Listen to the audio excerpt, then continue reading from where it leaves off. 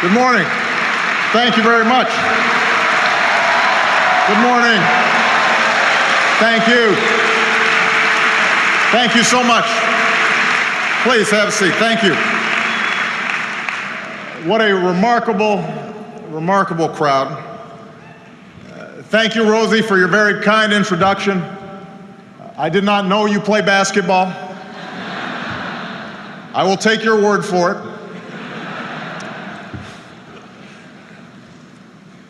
Rosie, thank you for your many years of friendship. Back in Chicago, when I was just getting started in national politics, I reached out to a lot of people for advice and counsel. And Rosie was one of the very first. When I made my first visit to Israel, after entering the Senate, Rosie, you were at my side every step of that profound journey through the Holy Land. So I want to thank you for your enduring friendship, your leadership, and for your warm introduction today. I also want to thank David Victor, Howard Core, and all the board of directors. And let me say that it is wonderful to look out and see so many great friends, including a very large delegation from Chicago. Alan Solo, Howard Green, thank you all. I want to thank the members of Congress who are joining you today, who do so much to sustain the bonds between the United States and Israel, including Eric Cantor,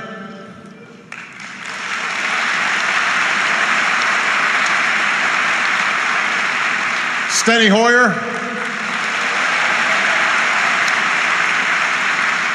and the tireless leader I was proud to appoint as the new chair of the DNC, Debbie Wasserman Schultz.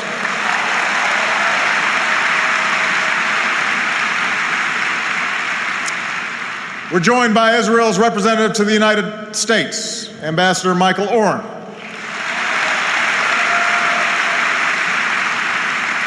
And we're joined by one of my top advisors on Israel and the Middle East for the past 4 years, and who I know is going to be an outstanding ambassador to Israel, Dan Shapiro.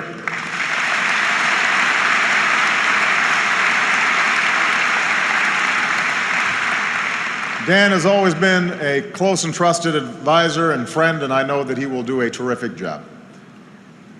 And at a time when so many young people around the world are standing up and making their voices heard, I also want to acknowledge all the college students from across the country who are here today.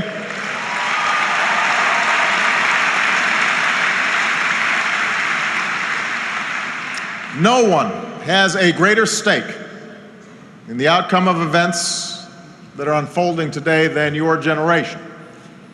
And it's inspiring to see you devote your time and energy to help shape that future. Now, I'm not here to subject you to a long policy speech. I gave one on Thursday in which I said that the United States sees the historic changes sweeping the Middle East and North Africa as a moment of great challenge, but also a moment of opportunity for greater peace and security for the entire region, including the State of Israel. On Friday, I was joined at the White House by Prime Minister Netanyahu, and we reaffirmed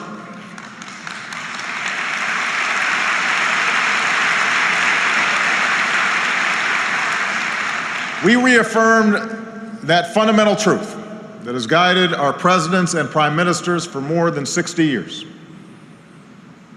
That even while we may at times disagree, as friends sometimes will, the bonds between the United States and Israel are unbreakable. And the commitment of the United States to the security of Israel is ironclad.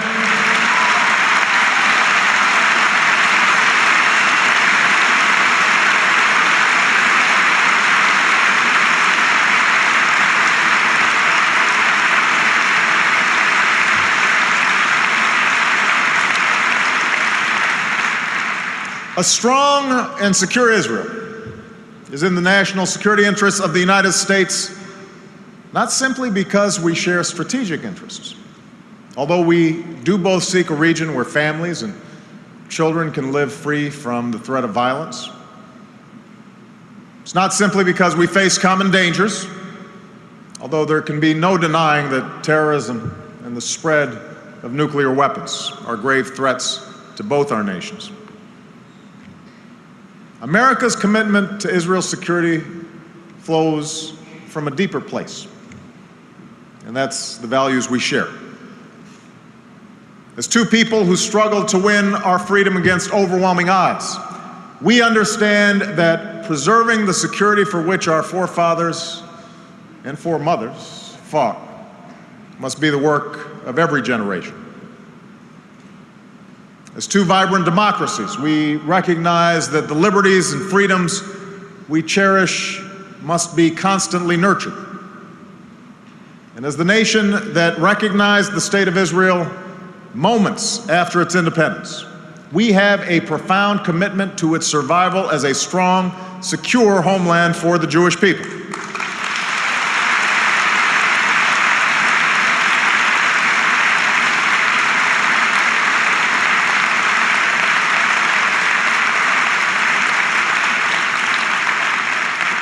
We also know how difficult that search for security can be, especially for a small nation like Israel, living in a very tough neighborhood. I've seen it firsthand. When I touched my hand against the Western Wall and placed my prayer between its ancient stones, I thought of all the centuries that the children of Israel had longed to return to their ancient homeland. When I went to Sderot and saw the daily struggle to survive in the eyes of an 8-year-old boy who lost his leg to a Hamas rocket, and when I walked among the Hall of Names at Yad Vashem, I was reminded of the existential fear of Israelis when a modern dictator seeks nuclear weapons and threatens to wipe Israel off the face of the earth. Because we understand the challenges Israel faces, I and my administration have made the security of Israel a priority. It's why we've increased cooperation between our militaries to unprecedented levels. It's why we're making our most advanced technologies available to our Israeli allies.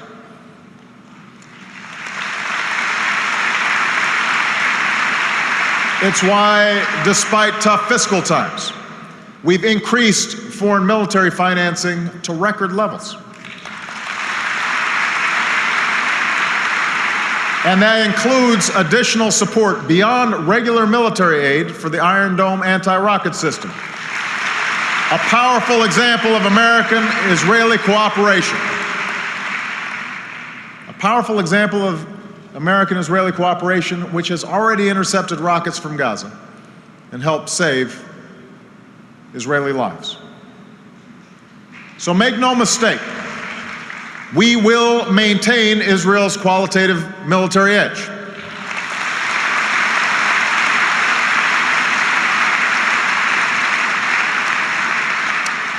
You also see our commitment to our shared security in our determination to prevent Iran from acquiring nuclear weapons. Here in the United States, we've imposed the toughest sanctions ever on the Iranian regime. And at the United Nations, under our leadership, we've secured the most comprehensive international sanctions on the regime, which have been joined by allies and partners around the world. Today, Iran is virtually cut off from large parts of the international financial system. And we're going to keep up the pressure. So let me be absolutely clear. We remain committed to preventing Iran from acquiring nuclear weapons.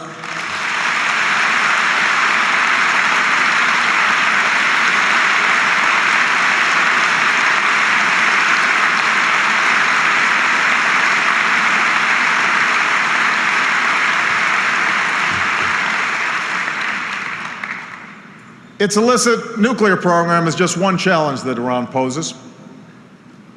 As I said on Thursday, the Iranian government has shown its hypocrisy by claiming to support the rights of protesters while treating its own people with brutality. Moreover, Iran continues to support terrorism across the region, including providing weapons and funds to terrorist organizations. So we will continue to work to prevent these actions, and we will stand up to groups like Hezbollah who exercise political assassination and seek to impose their will through rockets and car bombs. You also see our commitment to Israel's security in our steadfast opposition to any attempt to delegitimize the State of Israel.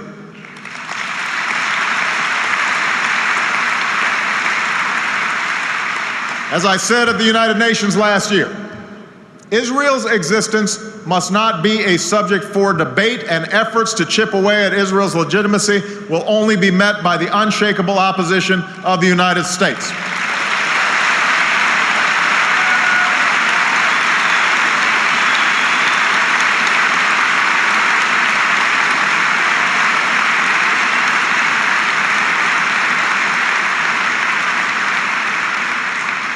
So when the Durban Review Conference advanced anti-Israel sentiment, we withdrew.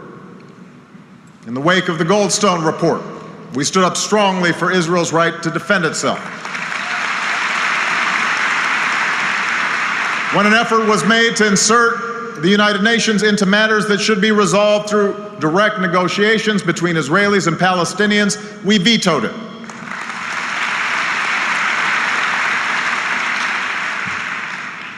And so, in both word and deed, we have been unwavering in our support of Israel's security. And it is precisely because of our commitment to Israel's long-term security that we have worked to advance peace between Israelis and Palestinians. Now, I have said repeatedly that core issues can only be negotiated in direct talks between the parties.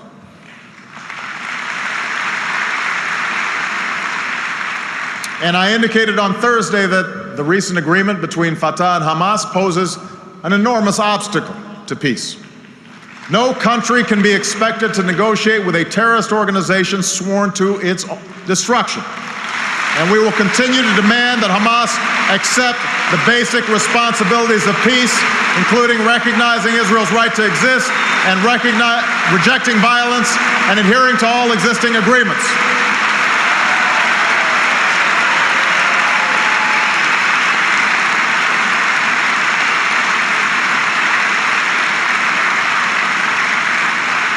And we once again call on Hamas to release Gilad Shalit, who has been kept from his family for 5 long years.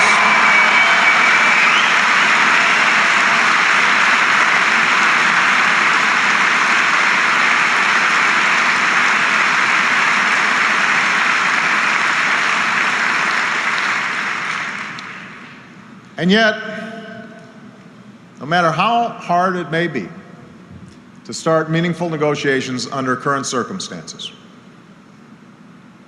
we must acknowledge that a failure to try is not an option. The status quo is unsustainable.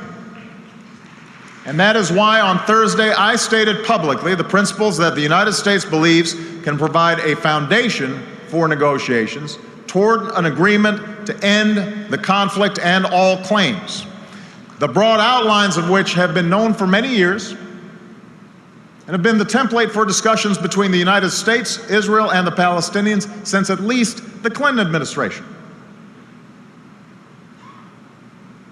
I know that stating these principles on the issues of territory and security generated some controversy over the past few days. I wasn't surprised.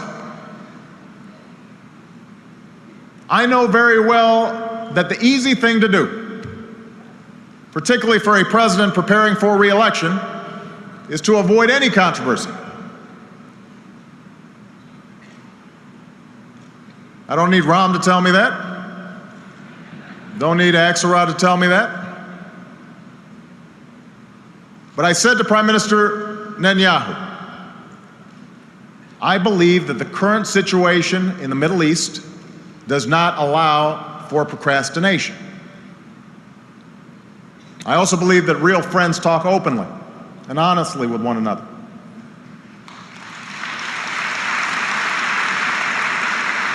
So I want to share with you some of what I said to the Prime Minister. Here are the facts we all must confront. First, the number of Palestinians living west of the Jordan River is growing rapidly and fundamentally reshaping the demographic realities of both Israel and the Palestinian territories. This will make it harder and harder, without a peace deal, to maintain Israel as both a Jewish state and a democratic state. Second, technology will make it harder for Israel to defend itself in the absence of a genuine peace. Third, a new generation of Arabs is reshaping the region. A just and lasting peace can no longer be forged with one or two Arab leaders. Going forward, millions of Arab citizens have to see that peace is possible for that peace to be sustained. And just as the context has changed in the Middle East, so too has it been changing in the international community over the last several years. There's a reason why the Palestinians are pursuing their interests at the United Nations. They recognize that there is an impatience with the peace process, or the absence of one, not just in the Arab world, in Latin America, in Asia, and in Europe. And that impatience is growing, and it's already manifesting itself in capitals around the world. Those are the facts. I firmly believe, and I repeated on Thursday, that peace cannot be imposed on the parties to the conflict. No vote at the United Nations will ever create an independent Palestinian state, and the United States will stand up against efforts to single Israel out at the United Nations or in any international forum. Israel's legitimacy is not a matter for debate. That is my commitment. That is my pledge to all of you.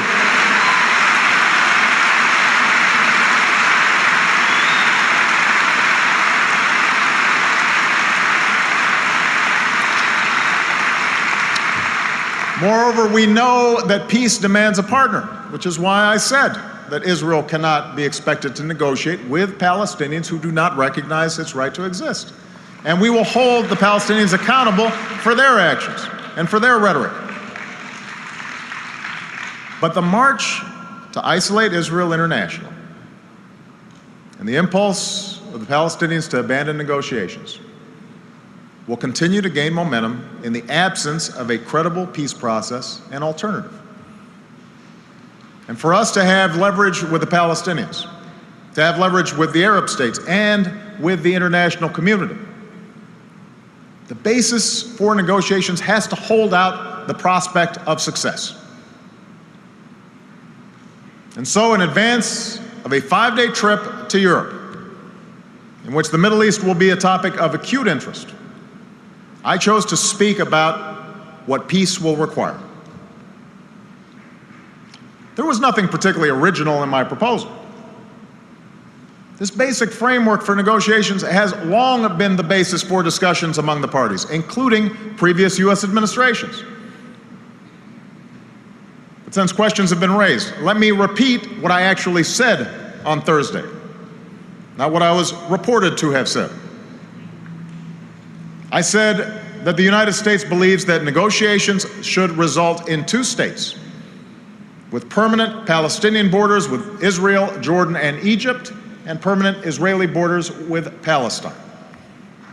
The borders of Israel and Palestine should be based on the 1967 lines with mutually agreed swaps, so that secure and recognized borders are established for both states. The Palestinian people must have the right to govern themselves and reach their potential in a sovereign and contiguous state. As for security, every state has the right to self-defense. And Israel must be able to defend itself by itself against any threat.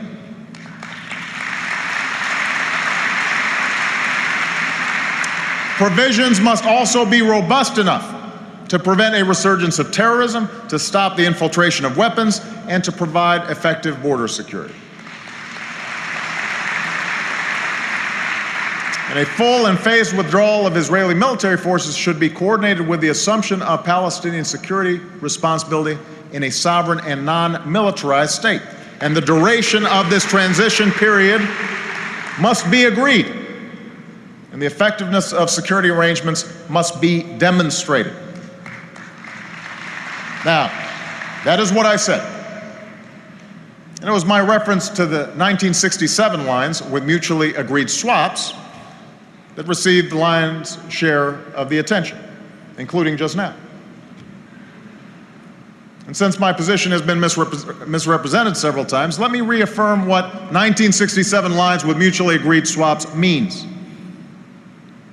By definition, it means that the parties themselves, Israelis and Palestinians, will negotiate a border that is different than the one that existed on June 4th, 1967. That's what mutually agreed upon swaps means. It is a well-known formula to all who have worked on this issue for a generation. It allows the parties themselves to account for the changes that have taken place over the last 44 years.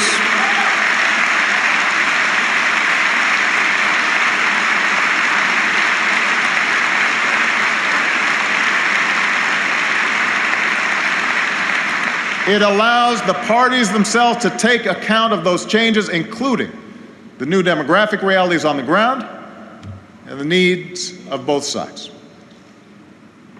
The ultimate goal is 2 states for 2 people. Israel as a Jewish state and the homeland for the Jewish people, and the state of Palestine as the homeland for the Palestinian people. Each state enjoying self-determination, mutual recognition, and peace.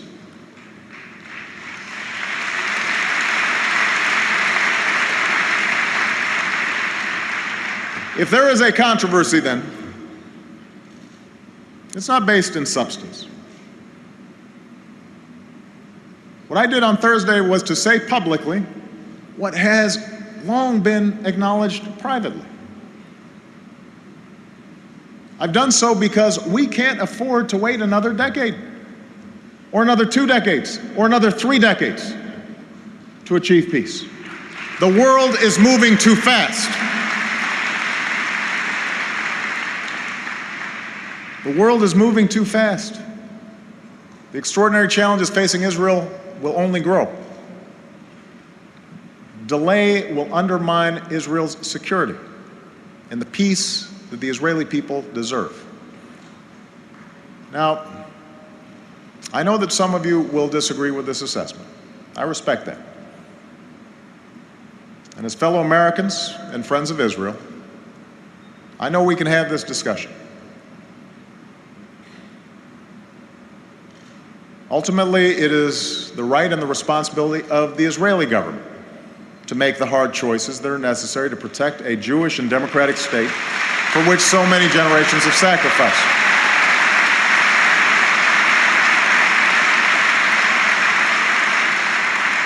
And as a friend of Israel, I'm committed to doing our part to see that this goal is realized. And I will call not just on Israel, but on the Palestinians, on the Arab states, and the international community to join us in this effort, because the burden of making hard choices must not be Israel's alone.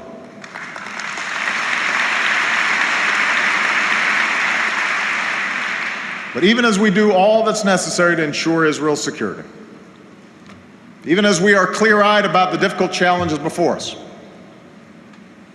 and even as we pledge to stand by Israel through whatever tough days lie ahead, I hope we do not give up on that vision of peace. For if history teaches us anything, if the story of Israel teaches us anything, it is that with courage and resolve, progress is possible. Peace is possible. The Talmud teaches us that so long as a person still has life, they should never abandon faith. And that lesson seems especially fitting today.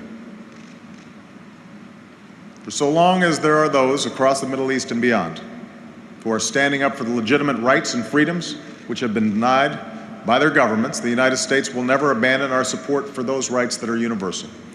And so long as there are those who long for a better future, we will never abandon our pursuit of a just and lasting peace that ends this conflict with two states living side by side in peace and security. This is not idealism. It is not naivete. It is a hard-headed recognition that a genuine peace is the only path that will ultimately provide for a peaceful Palestine as the homeland of the Palestinian people and a Jewish state of Israel as the homeland of the Jewish people. That is my goal, and I look forward to continuing to work with AIPAC to achieve that goal. Thank you. God bless you. God bless Israel.